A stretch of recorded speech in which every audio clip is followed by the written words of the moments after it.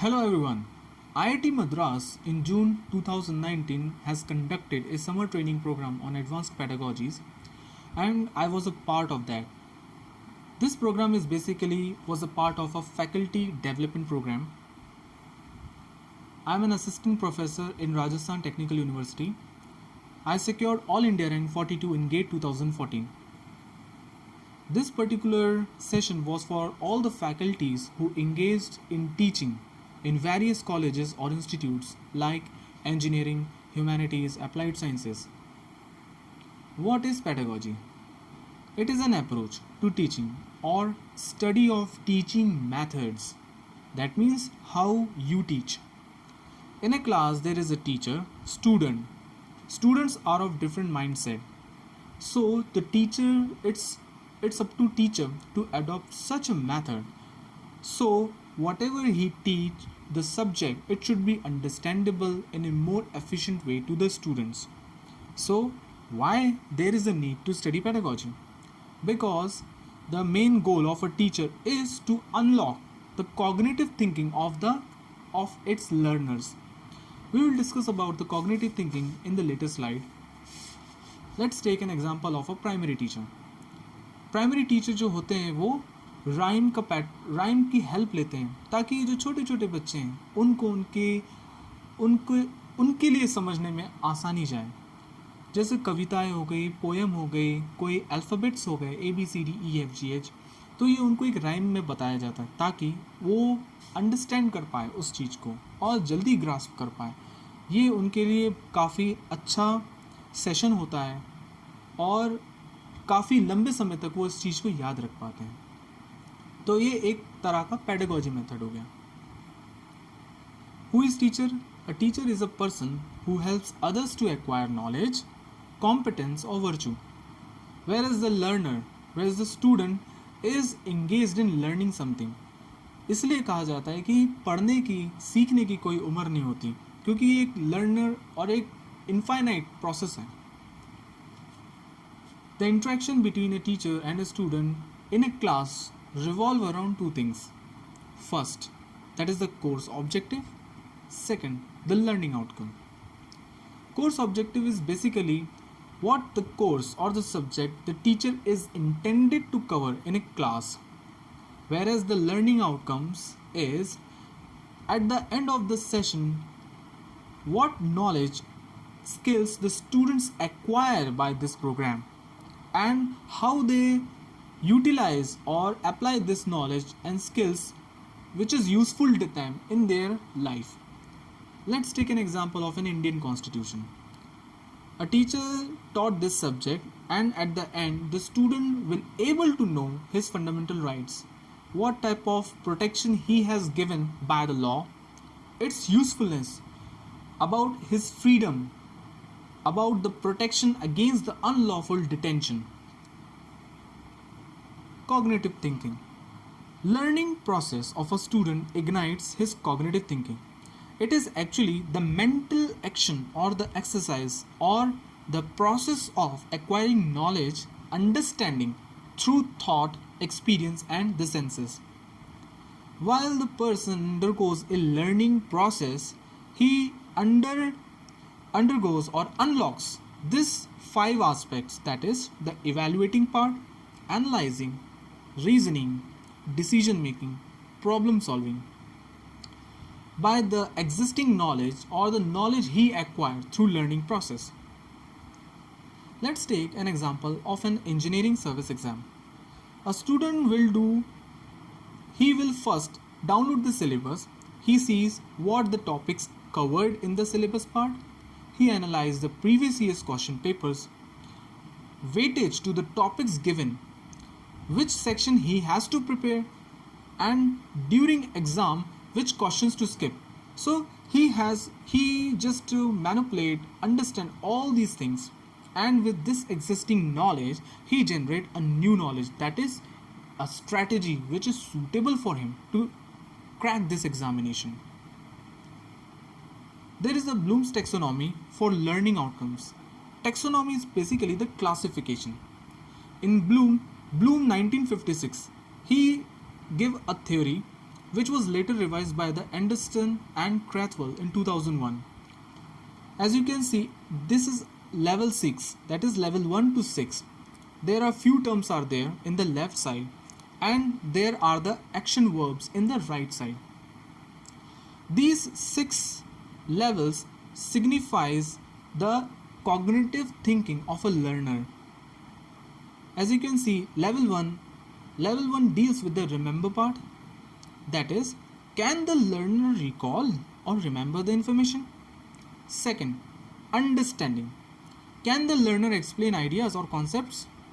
Third, can the learner use information in a new way? That is the application part of it. Fourth level, which deals with the analyzing part. Can the learner distinguish between different parts? Level 5, that is evaluation part. Now he is able to judge what is right, what is wrong. Level 6, that is the creating part. It is the uppermost higher level which a person attains by conquering all these 5 levels. As you can see, these action verbs helps in understanding at which level he is.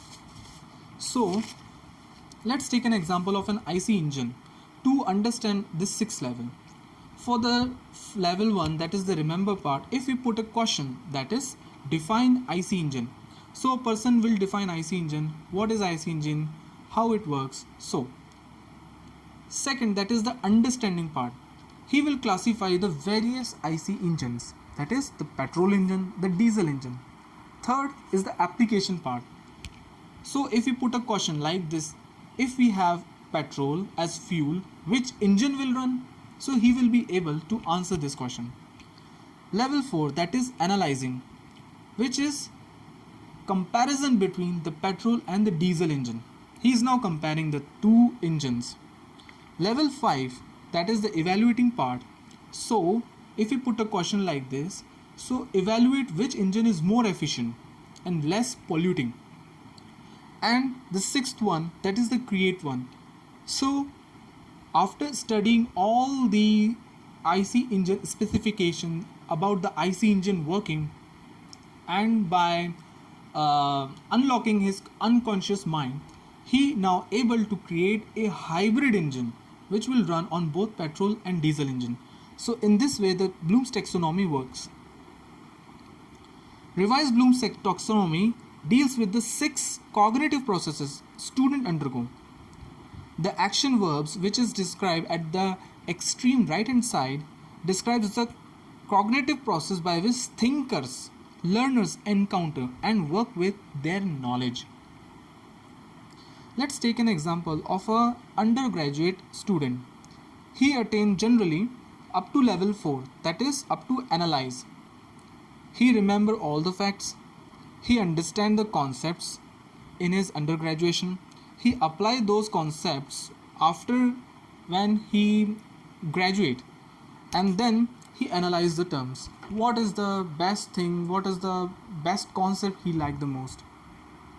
Whereas the level 4-6 deals with the higher thinking skills, and the persons who are engaged in PhD, postdoc, R&D falls under this category.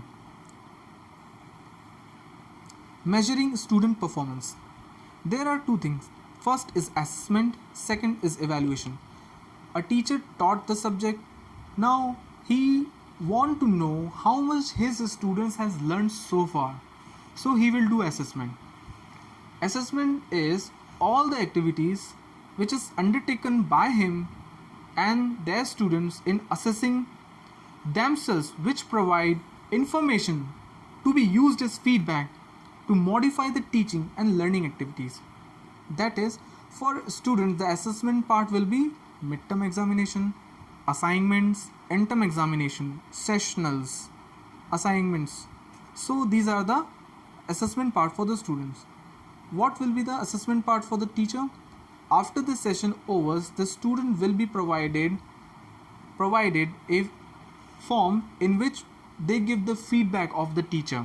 How much, what thing do they like of the teacher? So this is the assessment part for the teacher. So this helps in modifying and understanding where the lacuna is, where they are lacking, so that they can upgrade or enhance their work. Second is your evaluation. It is the process which is used to evaluate student learning at the end of an instruction unit by comparing it against some standard or benchmark. Let's take an example.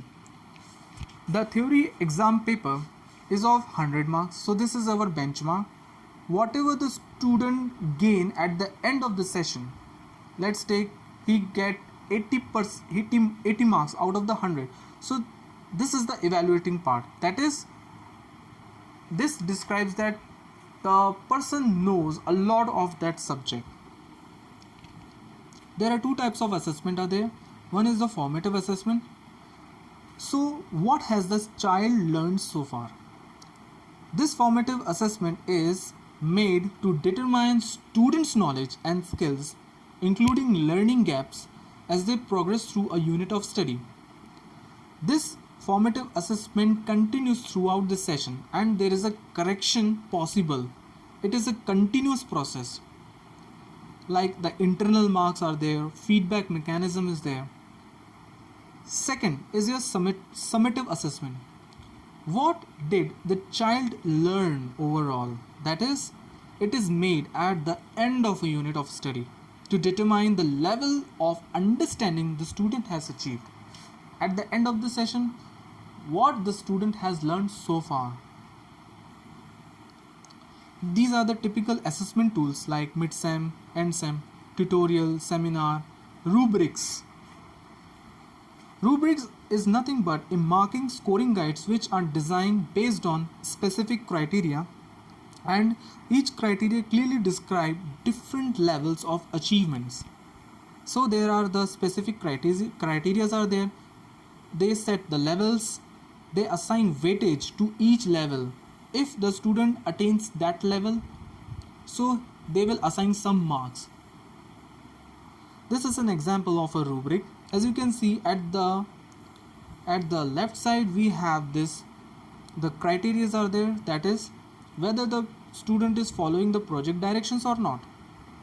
Use of creativity, whether he is using creativity over it.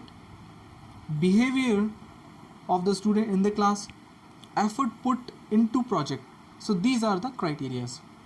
Whereas the evaluation part are there, that is, if he is not following that, the person or the teacher will mark it as needs improvement. There is a satisfactory part, good part, excellent part. Like we used to give the feedback to the Amazon products or the Flipkart or the Zomato.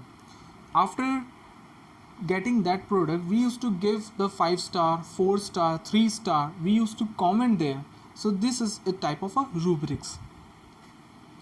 Active learning. So teacher act as a facilitator to engage students in higher order thinking, and this will be done by active learning process. Active learning is any teaching method that gets students actively involved, participate in the process by doing things and thinking about the things they are doing.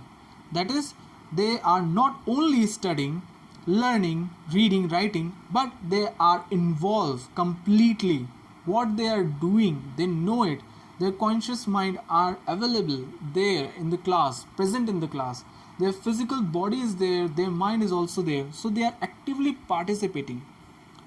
Whereas active cooperative learning is a variety of an active learning where a group of students is formed and a task is assigned to them. So the group has to accomplish those tasks. So these are the categories of the active and the active cooperative learning. So active learning, that is the reading, writing, questioning, summarizing, seminar, these all done can be on this individual level. Whereas the active cooperative learning like the presentation, discussion, tutorial, these are done in the groups. There is one more very interesting technique. There is the bookend lecture technique. This bookend technique approach was given by the Smith in 2000, and it structures the active learning method into our classes. What happens, what actually do, that in the initial class, see, the class is of a 50 minutes, so initial 5 to 10 minutes should be devoted to recapitulate all the learning things which is done in the previous class. Then it is followed by a 10 to 15 lecture in which a new topic is to be taught, then recapitulate it and give 10 to 15 minutes for the activity part. Suppose by posing a question, by giving a quiz to the student, by asking them. So this will help students to actively concentrate on the class. And finally, the summary, what you have covered in those 50 minutes. So in this fashion, the bookend lecture works, and all these techniques like rubrics, assessment, evaluation, bookend lecture is very important for a teacher to evaluate his students. Lastly, I would say what a teacher is more important than what he teaches. You can all connect me on Facebook, and I have given this link. Here you can connect me on Facebook, and if you have any doubt you can comment there. Thank you, and thank you very much for watching this video.